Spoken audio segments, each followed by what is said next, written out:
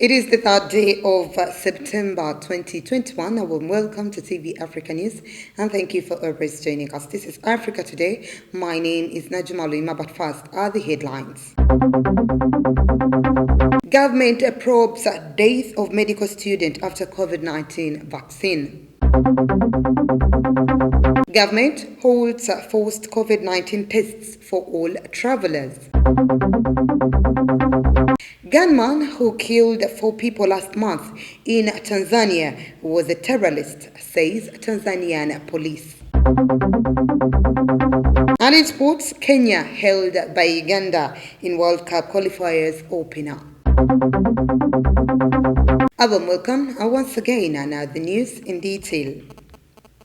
The government authorities are investigating the death of Rosette Charikunda, a 50th year medical student of Busitama University, which happened on Tuesday 2 weeks after she took the AstraZeneca COVID-19 vaccine jab. Ms. Peace Karunji, the university spokesperson, confirmed that the deceased had taken the jab as a requirement to resume learning at the institution. We have more. According to Mr. Boniface Osodi, the president of Federation of Uganda Medical Students Association, the deceased took her first jab on 17th August, a day after returning to school.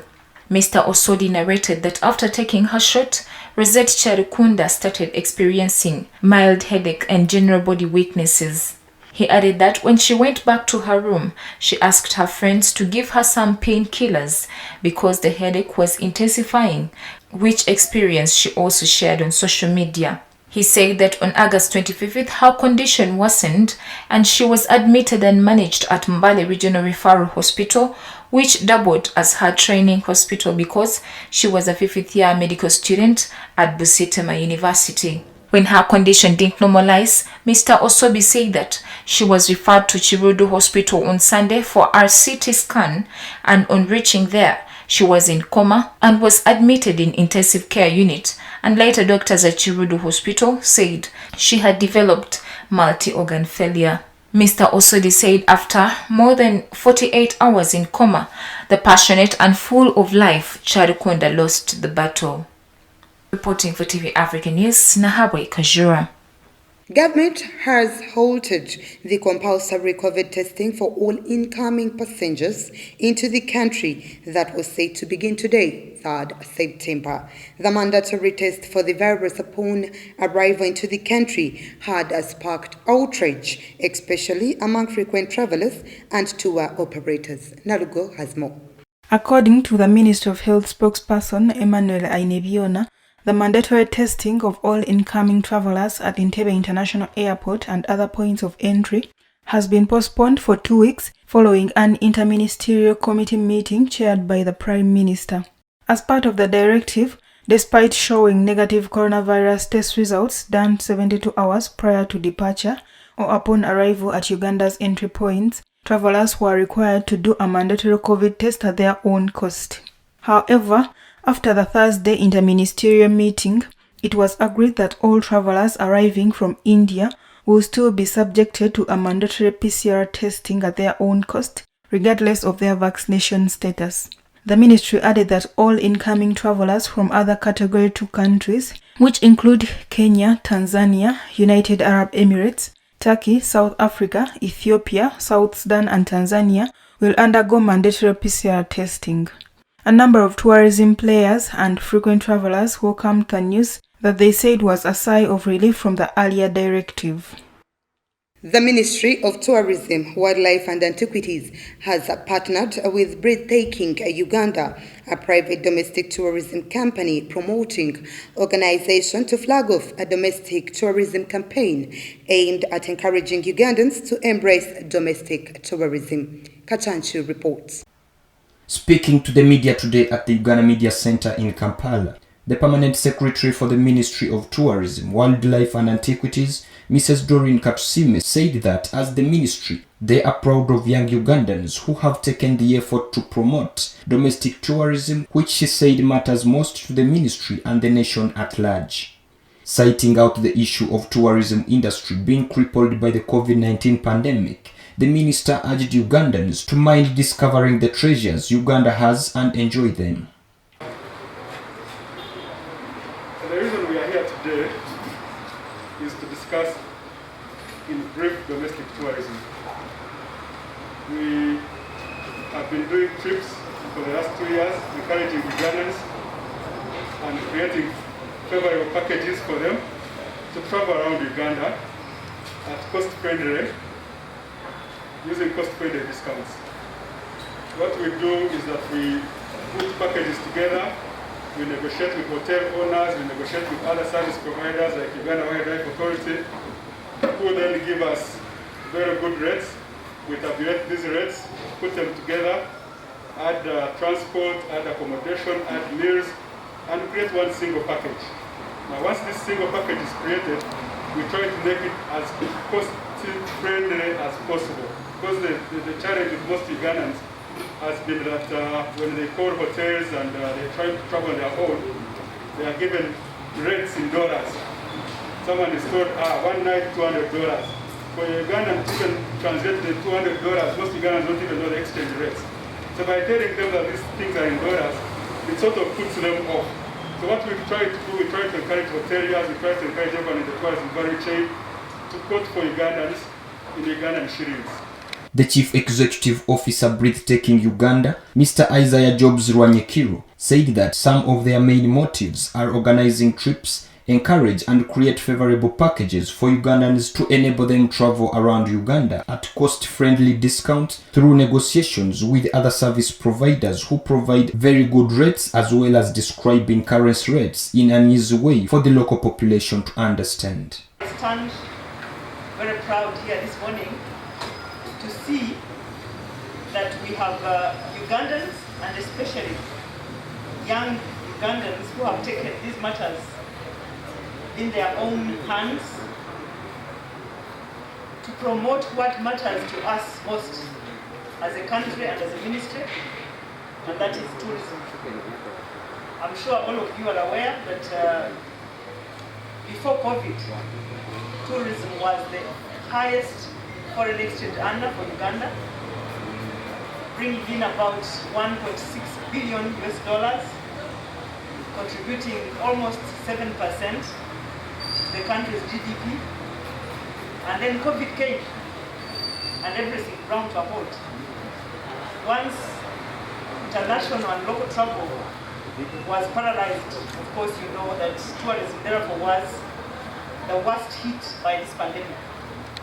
The campaign will be conducted under strict observation of the standard operating procedures in order to mitigate the spread of COVID-19. Away from that, residents of Katanga in Wandegeya have accused Makerere University administrators of pushing to develop Katanga land amid a pending court case.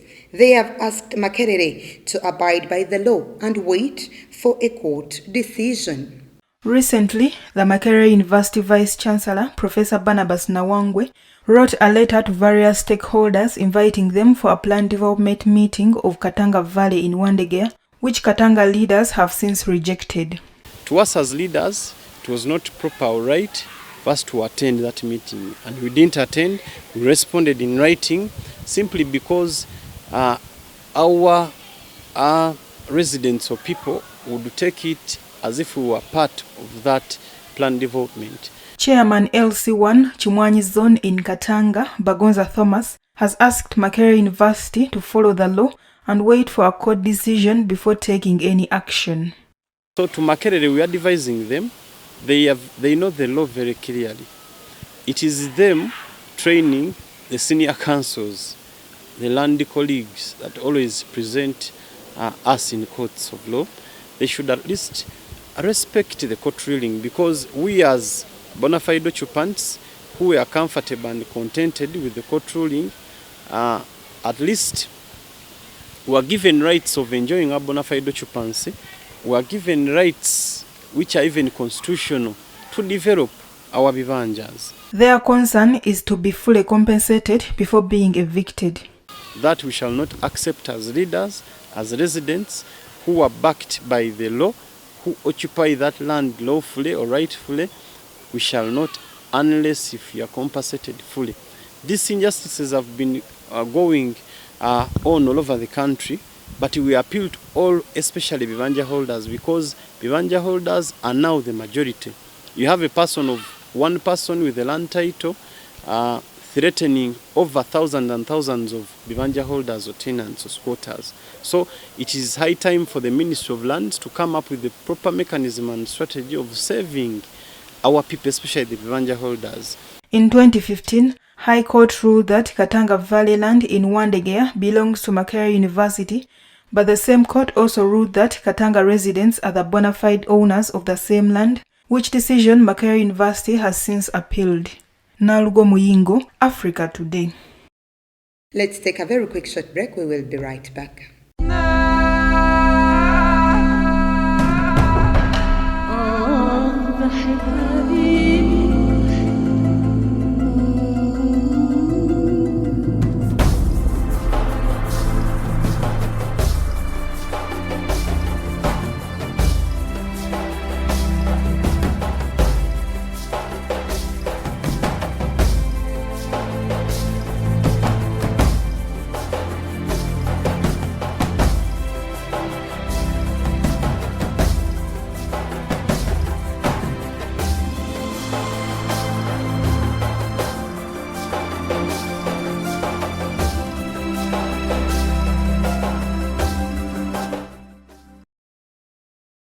Welcome back. You're still watching TV Africa News at The Right to Know.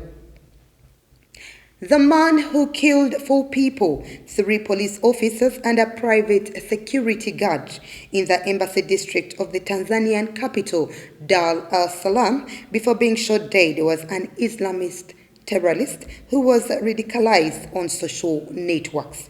The announcement was made on Thursday by the Tanzanian police, who identified the suspect as Hamza Mohammed. Investigations, according to authorities, allow the police to discover that the assailant spent much of his time learning on the internet types of terrorist incidents, such as those carried out by Al-Shabaab in Somalia and Mozambique and by the Islamic State group. In the August 25th attack, Hamza Mohammed shot police officers with a pistol at a city intersection before taking their rifles and heading to the nearby French embassy, where he shot the security guard. Camillus Wambula, director of criminal investigation, told reporters in the Lake City of Mwanza that their investigation has found that Hamza was a terrorist. Wambula added that the gunman had been accessing extremist content from social media pages depicting terror acts by Islamist groups Al-Shabaab and ISIS. Al-Shabaab is an Islamist group that has for years been fighting to topple the government in Somalia and seeking to establish its own rule based on its own strict interpretation of Islam's Sharia law.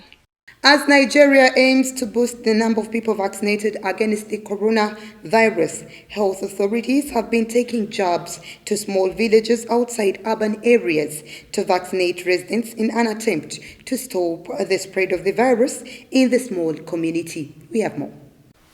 Dr. Emmanuel Okpetu, Director of Primary Health Care at Kuje Area Council, leading the team of health workers visiting the different communities, say that it was important that there is equity in access to the vaccines. Okpetu warned that inequality with access to vaccinations was not just a global problem, with many richer nations accused of hoarding vaccines, limiting supply to less developed nations. He said there was also an issue inside countries with rural communities having less access to jobs than urban communities, adding they are making efforts to ensure that, irrespective of where people live or what they do, they will have access to the vaccines. In addition to the efforts made by the health workers, leaders in the villages are joining the vaccination campaign to fight against the hesitancy surrounding the vaccines. Ismaila Ahmed, the traditional chief of Gaube, was the first to receive the vaccine on Wednesday, followed by the 37-year-old farmer who said that he was going to talk with the head of the mosque and the church to spread the word about the vaccine. While African countries struggle, the United States and other high-income countries are talking about booster shots, a fact criticized by some health authorities. South Africa said on Wednesday that it is not in a position to host Afghan refugees who fled the country after the Taliban took control of Kabul on August 15th. The announcement was made by the South African Department of Foreign Affairs in a statement issued on Wednesday. Let's take a look. The South African Department of Foreign Affairs said in a statement that the country has been asked to temporarily host Afghan refugees in neighboring Pakistan before reaching a final destination. The statement added that South Africa is already hosting a substantial number of refugees and is responsible for meeting their needs like social assistance and free medical care. The ministry said that in terms of international law, the welfare of refugees is best ensured by staying in first country of arrival Pakistan before reaching a final destination. The Taliban celebrated their victory in Afghanistan on Tuesday after the departure of the last American soldiers, which ended a devastating 20-year war triggered by the intervention of an international coalition led by the United States to oust the Taliban from power in the wake of September 11, 2021 attacks on American soil. The return of Islamists to power forced Westerners to evacuate their nationals and Afghans likely to suffer reprisals from the Taliban, particularly for having worked for foreign forces in a hurry from Kabul airport. Moving on, the exploitation of migrants in Africa and the protection of their human rights were among the topics discussed by officials on Wednesday at a conference looking at the impact of migration across the African continent. Morocco's Foreign Minister Nasser Bourita described migrant smuggling and trafficking as the real scourge. Representatives from the United Nations and the International Organization of Migration, as well as officials from African countries and the African Union, took part on Wednesday in the last day of two-day discussions on migration and human mobility inside and outside the continent. Speaking during the meeting, Philippe Gonzalez said that coronavirus pandemic conflicts, food insecurity and climate change were some of the major factors forcing people to move inside and outside the continent. He also highlighted that criminalization of migration in some countries, which he said had led to an increase in the smuggling and trafficking of migrants. In 2018, more than 160 world governments unanimously adopted the historic Global Compact for Safe, Orderly and Regular Migration Framework, which was set to manage international migration in a safer and more dignified way. The conference took place in a preparation of a report that will be presented and discussed in the global review of the implementation of the GCM in 2020. Let's once again take a very quick short break. We will be right back.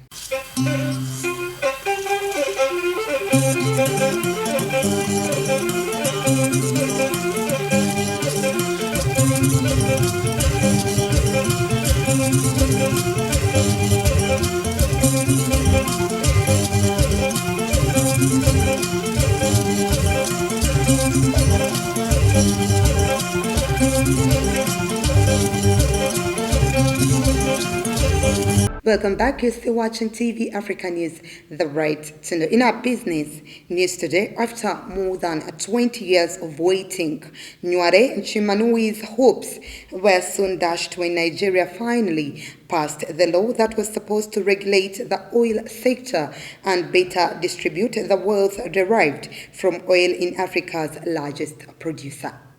The farmer and activists' discontent is rooted in the environmental pollution, poverty and sense of neglect that plague his region, the Niger Delta, whose hydrocarbon-rich subsoil provides the country with most of its dollar revenues. Enacted in mid-August, the law has not lived up to its promise to address the injustices suffered by local communities, according to them. It requires oil companies to pay them 3% of its operating costs. This is far less than the 10% claimed as fair compensation. The Niger Delta has been the scene of serious unrest for years, with armed groups piercing pipelines to plunder crude oil, causing ecological disasters and increasing kidnappings for ransom. Production in Nigeria, a member of the OPEC cartel, had fallen considerably until an amnesty in 2009 restored some semblance of calm. but tensions resurfaced in 2016 with new attacks on oil facilities as local communities sued foreign oil companies for compensation.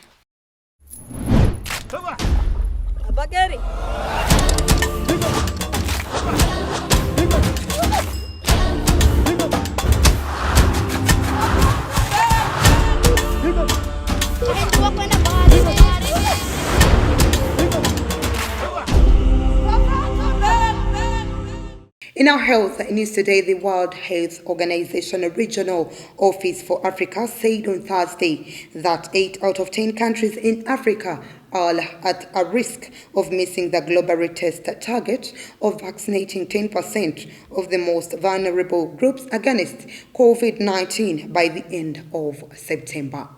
Data collected by the World Health Organization indicate that 9 African countries, including South Africa, Morocco, Tunisia, have already reached this target. 3 others are on track, and 2 could achieve it if they increase the pace of vaccinations. In total, 42 of the 54 African countries are therefore at risk of not reaching the goal if the current rate of vaccine shipments and immunization continues. Mashidiso Maweti, World Health Organization's Africa Regional Director, in a weekly briefing said that vaccine hoarding has set Africa back and they urgently need more vaccines. According to World Health Organization, nearly 21 million doses of vaccine arrived in Africa in August through the COVAX mechanism, which aims to provide vaccines to the poorest countries, as many as in the previous 4 months. With those expected to be delivered in September, Africa could receive enough doses to reach the 10% target, according to the World Health Organization. But while many countries have been able to accelerate immunization with shipments in August, 26 countries have used less than half of their stockpiles of doses.